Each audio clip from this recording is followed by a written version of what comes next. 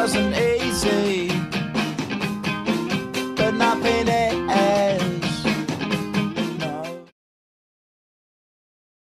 No. Me personally, I play heads-up PLO. I've been playing it now for the past 2-3 years. I played from 2-4 to 5-10 across multiple sites, mostly PokerStars, iPoker, Interaction, and then a couple other smaller networks. Kurt? I've mainly played heads-up limit hold'em for the last 4 years, from 510 to 5000, and I'm just starting to learn new games, mainly heads-up pot limit Omaha, because limit action is drying up a little bit. It's not quite as popular as it once was. Michael? I also play heads-up limit mainly, 510 to 5000, and I'm also learning PLO for the exact same reasons he is, just because the game is drying up. Same thing. I played limit, six-handed also, and heads up from 1020 to 100, 200. And I'm also learning pot limit Omaha because our roommate's good. And if you know more games, you make more money. I've been playing professionally now for about 4 years. Before that, I played recreationally for another 4 or 5 years, just trying to learn the game, and I thought it was a fun thing you could do. And then slowly transitioned into something that I could make money at and support myself. Kurt? Similar story with me. I started playing probably 2004 online, just playing penny stakes, whatever, bonus whoring. And then once I graduated college in 2009, I decided I didn't want to work a traditional 9-to-5 job and decided to start taking poker a little bit more seriously and became a professional from that point on. Smooth sailing from there. I started playing maybe 2005, 2006. Same story. Okay. Deposit $50 and bust the bankroll, playing stupid. But professionally, maybe like 2008, 2009. Okay. And Reese? Yeah, I think I've been playing professional for like 5 years. Before that, I was recreational for about 5 years. I think it was right when I was about to graduate college, like a year left. I started making a lot of money. And then I realized I could just do that and travel the world, so it's a lot better than sitting behind a desk. I met these two in Buenos Aires at the beginning of the year. Before that, I never met them or never knew who they were. We met each other in college in like 2005 or something like that. And then I know them through Kurt. Me and him almost got an apartment in Texas, and then our government shut down online poker like a week later, and that's when we started traveling together. Yeah, we moved to Montreal like right after Black Friday happened. So we barely knew each other when we know each other for like a week, and then we moved. Yeah. We lived in this flat for about 3 months? 3 months, yeah. Yeah, 3 months. Before that, me and him were living here in near Leow-val, and we had a couple one-bedroom apartments, and Leow-val sucks, so we like this area a lot better. yeah. I was pretty uncertain what to expect when moving out here. You know, like you have an image of your mind of what Eastern Europe is, but moving out here, it's just everything's very modern. The internet is amazingly fast. The public transport is good. The infrastructure is just right on point. I was living in Buenos Aires before, and everyone seemed to love that place, and I didn't understand why. It just seemed behind the times. So I was glad to move out here, and like, I don't know, it feels great. It's a really awesome country. The food is great here also. I don't know if you mentioned Yeah, that. It's surprisingly just like great. You have everything. Like we just had burritos for lunch, and you can't really get that everywhere in Europe, that's for sure. What about the girls? The girls are The girls are they're very pretty. Yeah. Amazing. Okay. Obesity is not a problem here. Yeah. Yeah.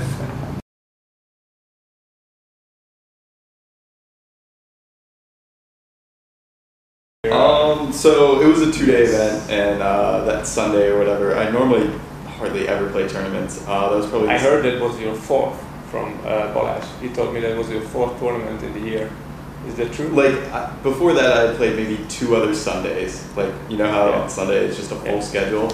I played like 1 or 2 other like full schedule Sundays, and for some reason I had just decided I'm gonna play a bunch of tournaments today, and I had signed up for about 20 of them or so. And they were just all over the screen, and I'm not used to playing tournaments at all, or let alone like 16 tables. And I busted every single one of them, didn't cash in any of them except for one. And I'm just sitting there like in, I don't know, 3 a.m. or whatever, keep clicking, and my friend's like, oh, you only have an hour left till day 2. And I was like, this is a 2-day tournament? So yeah, I just kept playing. The first day ended, went to sleep, managed to get a couple hours of sleep. The next day started up, and yeah, we all kind of just sat around, and I kept playing and kept getting further and further and winning every other all-in that I kept having, and lots of celebrating and jumping around as every pot kept going my way, and eventually I won that thing. And then he hit a set of 4s on the turn against aces. Yeah. And then he won the tournament. Yeah. That easy. We were very, very, very Yeah. excited for him. We just started cheering when the 4 came, and he like was just staring at the screen, just like There was what's one the- more One more card. card. One more card. Stop, stop. Did you celebrate after that? Like going out? and- That night, no, I was worn out. Yeah. It was like 2 really long days of poker. There was some intense focus. The next night, though, we went out to Nobu and then out for some nightlife, had some fun. Okay. And that's pretty insane to win that amount of money and then just go to sleep. Yeah. Yeah. I would never go to It just sucks. It was a Monday night, so like it's not the time to go out. Yeah. I don't know if you're interested, but that's a high stakes super star. Might be selling.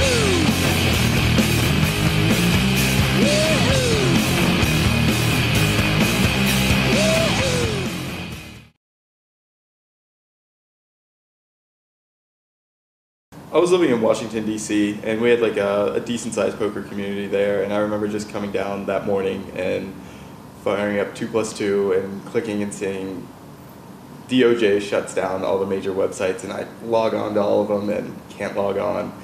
And, you know, told my roommate that I was living with at the time, and he's like, no way, don't believe you. And I showed him.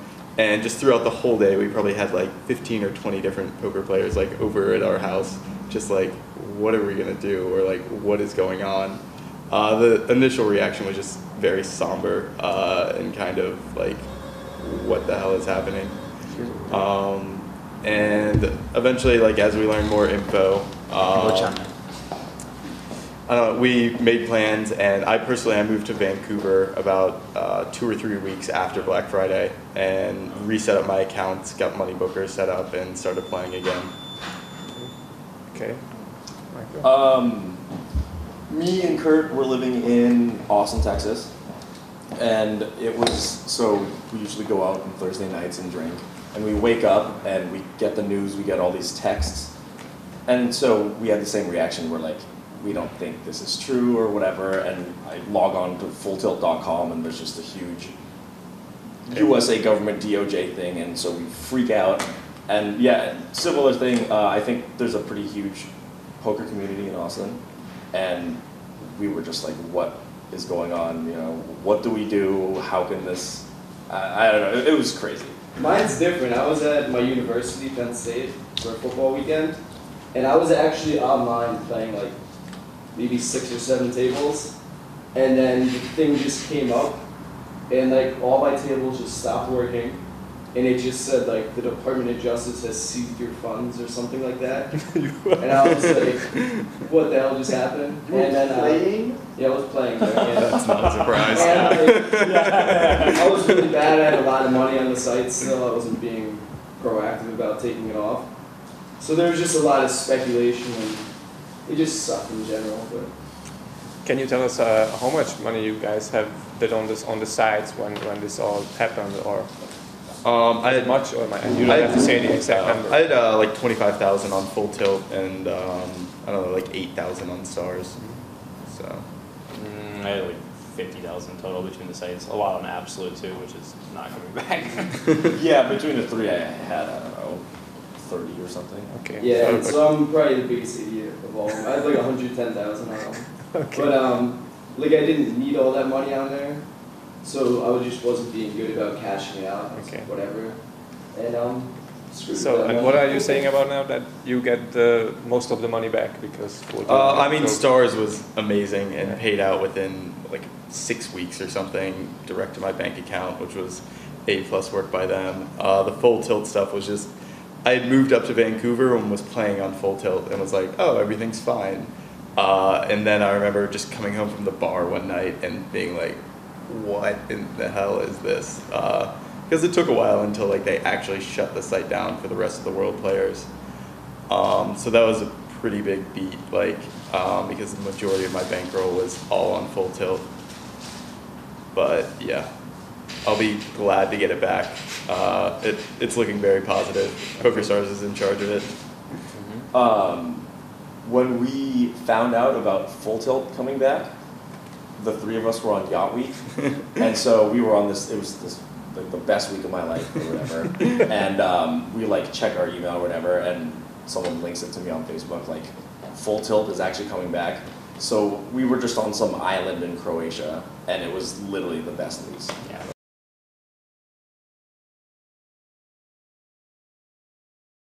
I think regulation is definitely going to happen. There's a bit of an issue now between like the federal and the state. Normally the federal stays out of gambling in general, and it's a state-by-state issue. So it's kind of odd that they have their hands in it, and that's what's holding things up. But I definitely think there's going to be a form of legalized poker within the next 2 years or so. I'm not sure if it'll be open globally, and it's hard to say how profitable it will be with companies like Harrah's in charge of it. Yeah. But it'll be good to, I don't know, have gambling back at home online. Will you be moved home if that happens?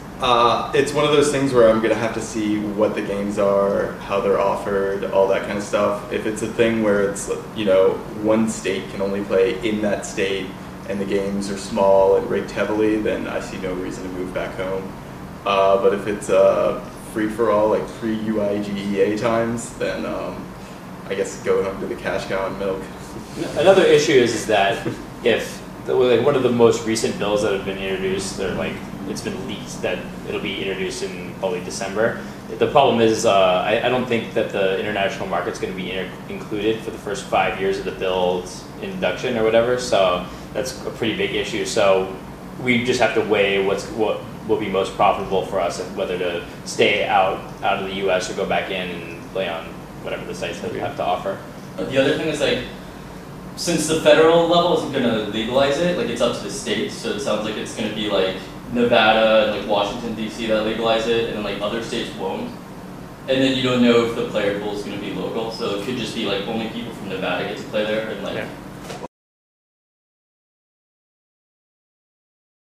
I guess the best, the nightlife, the girls, the price of everything is very cheap, especially when you're earning USD and euros. The negative aspects would probably be the winter that I'm looking to avoid. Winter is definitely an issue. I'd like to be able to speak Hungarian with people, and Magyar nehez. Nagyon nehéz, igen? Again, yeah. That's cool. Nem értem Magyar. Yeah. The nightlife and the girls is definitely the best part of the city.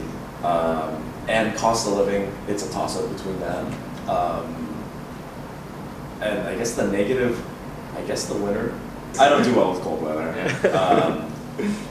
But yeah. We've all been traveling to avoid winters for like the past 2 years. We just keep We switch skipping across the hemispheres. every time it gets Every like, we time. went from Montreal to Argentina or to Colombia to Australia and then back up to Hungary for the winters. So we don't really know what winter is in the past 4 We years. never really experienced it. I think the worst thing is the winter. Saying nothing new. It really is, because like everything else, I like this country so much, I'm going to try to stay here for the winter, so I'm actually going to live in the last. I'm already cold, by the way. This entire weekend is such a cold. I've been walking around in a blanket in my place, so I guess I'm going to freeze. But everything has been perfect. There's just everything in the city, like everything. There's not one thing that I need that I can't get here. You know, and the location thing is huge because I really like to travel, and I went backwards. So like I've been all over like Canada, Asia, and like South America, but I've never been to Europe.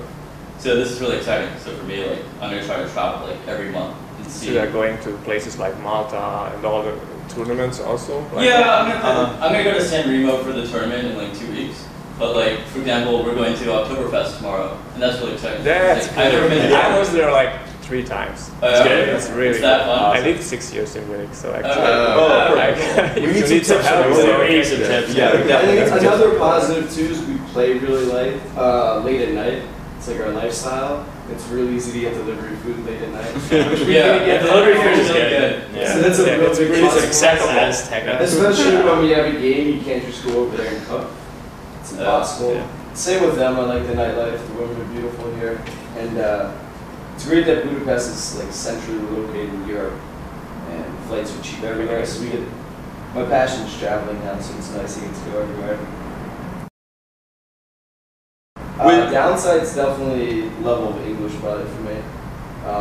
I don't expect people in other countries to all know English or anything, but that's a tough thing when you bounce from country to country, and then this country's one language, and then you go there, and it's hard to communicate with people.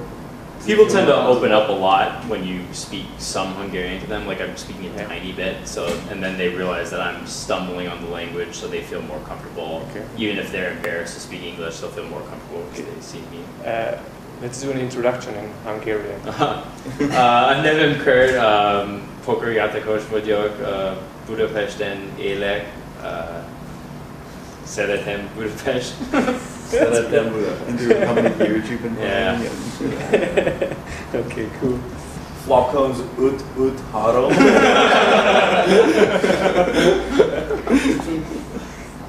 I have noticed at bars, as the night progresses and people start drinking more, their English gets way better. Yeah. But so does my So does our Hungarian. That's key.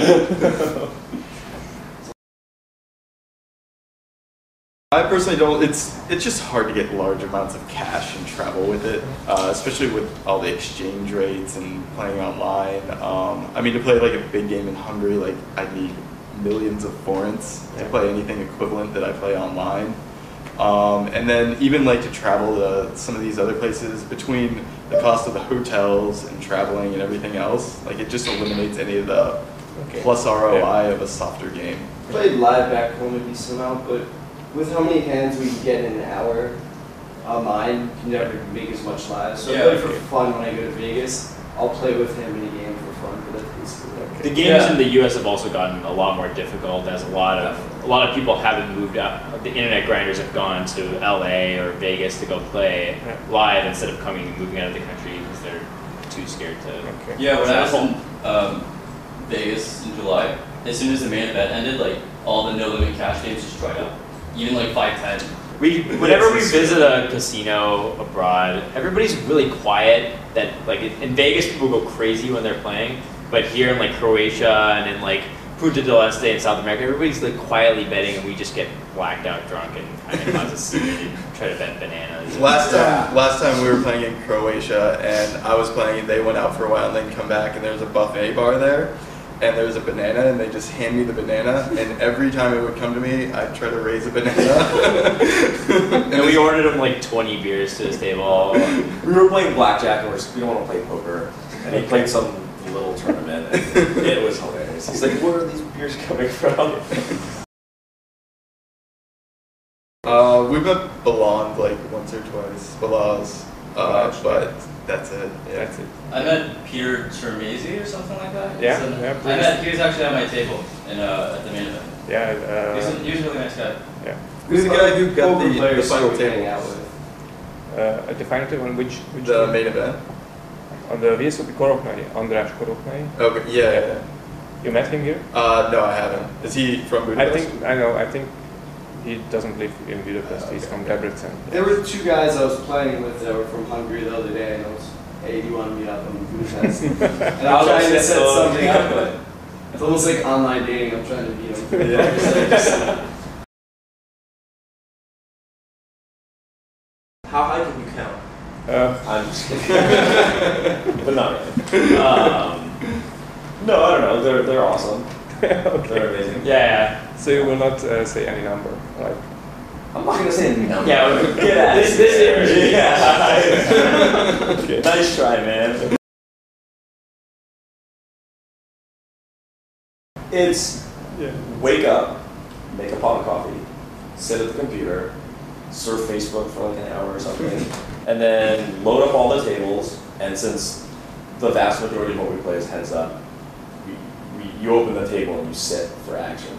And then we literally sit all day. And when we're not playing, we sit around this thing and just drive each other crazy. Like we play the same song on YouTube about 100 times in a row. And they're not good songs, they're terrible songs. Like Call Me Maybe or whatever. And we like throw stuff at each other. The same joke over and over. That's why I don't play out here. I play in the room. I see, Because I can't focus and I just use money for Me and Kurt like to make the same joke over and over and over again.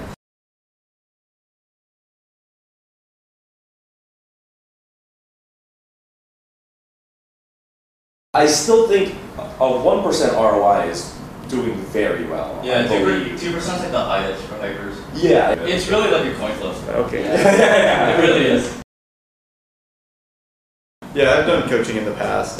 It's something that like, I don't know, if I have like free time and I don't feel like playing poker, I think it's a good option to like still get some income, but I'd rather be playing. Okay. And like I said, if you coach someone and they're near the same stakes, you're making them better to come and take money from people that you would be taking money from. So you might be costing yourself a lot of money by coaching. I used to think it was really profitable because that's how I learned heads up, no limit. I used to be like an okay winner, and then I got coaching for 3 months. Like someone state coached me, and I learned to make like 40K really fast. So we both thought it'd be like really easy to just coach someone and make a lot of money. And then he and I both have never had that like kind of success again. So like I like coaching, but it's you would think it'd be like easy to turn someone into a winning player even if they just play fish.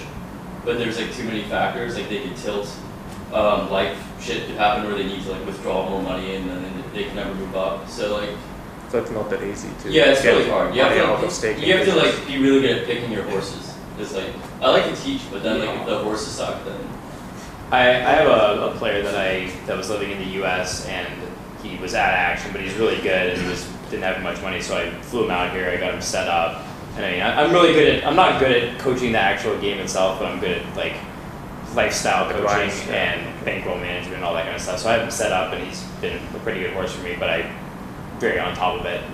Okay. I have a friend from college that I stake right now, and he does real well for me. He plays a lot of games in Florida. But staking's like, if you look at the poker community, someone gets ripped off every day. Yeah. So you really, really have to know the person. Like a lot of players just stake someone they've never met online, and then there's a new post, so-and-so stole $40,000. So you have to be really smart and know the person. And trust them. Like he was my best friend in college for a Yeah. few years before I did it. So I fuck him. yeah, you have My to same do a opinion, lot of yeah. babysitting when Absolutely. you state coach. Because like if they start making mistakes, they don't. That's the thing, they never tell you. Like I tell all my students, this is what's gonna happen. You're gonna email me a lot of hands. You're gonna ask me for coaching, and then after like 2 weeks, you're just not gonna ask me for anything. Yeah. I'm taking a hip hop dance class over here in Best End, and taking Hungarian classes almost every day. That's cool. I have a tutor. We all go to the gym And we go to together the in the gym, middle of the yeah. day, and then we go out 4 nights a week all together. Gym, going out. I'm really into Which food places? and cooking, so I try Rum to eat Curl's more. our favorite. Rum Curl, Okay, really okay, slow, yeah. We just closed But it's last closed week now, because of the weather. unfortunately, yeah.